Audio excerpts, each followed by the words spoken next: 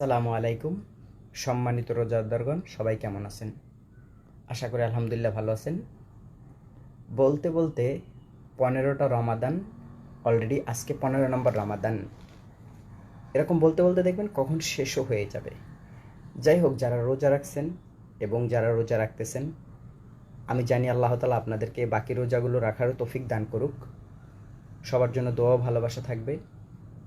এবং রোজা রেখে আপনাদেরকে এই প্ল্যাটফর্মে কাজ করাটা খুবই কষ্ট হয়ে যাচ্ছে। যেমন আমি মনে করেন সাহরি খাওয়ার পরে ফজরের নামাজ পড়ার পরে আবার যখন 9টা 9:30টায় কাজে যেতে হয়, এটা খুবই ডিফিকাল্ট হয়ে যায়। কেননা আপনার ফজরের নামাজ পড়ার পরে উজুটা করার পরে কিন্তু আর 1-1.5 ঘন্টার ভিতরে ঘুম আসে না। সো ঘুম না আসলে যদিও কষ্ট হয়, কিন্তু এটা কার জন্য? আল্লাহ তাআলাকে খুশি করার জন্য।